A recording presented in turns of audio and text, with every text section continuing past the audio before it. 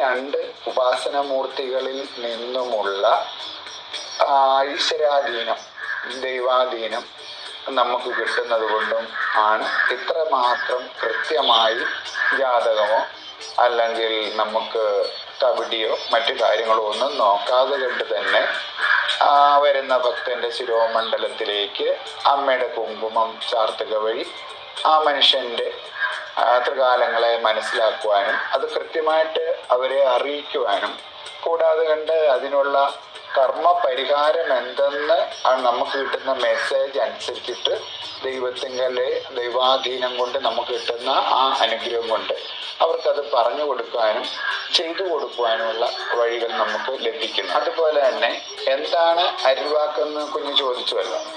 അരുൾവാക്ക് എന്ന് പറയുമ്പോൾ നമ്മളുടെ ഉപാസനമൂർത്തികൾ നമുക്ക് അരുളായി കർണത്തിലേക്ക് രഹസ്യമായി പറഞ്ഞു തരുന്ന ആവേഗങ്ങളെ അല്ലെ അറിയിപ്പുകളെയാണ് അരുൾവാക്ക് എന്ന് വിശേഷിക്കപ്പെടുന്നത്.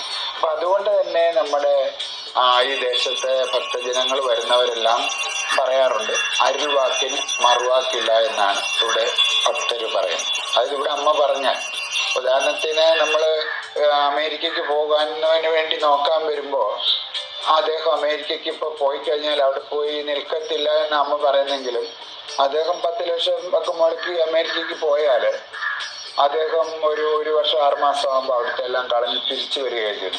അതുകൊണ്ട് അങ്ങനെയുള്ള അനുഭവം ഉള്ളവർ പറയാറുണ്ട്, അരുൾവാക്കിന് മറുവാക്കില്ല, അതുകൊണ്ട് അമ്മ പറയുന്നതിനപ്പുറം ഒന്നും തന്നെ ചെയ്യണ്ട എന്നാണ് ഇവിടെ ഭക്തർ പറഞ്ഞ് കേൾക്കാറുള്ളത്.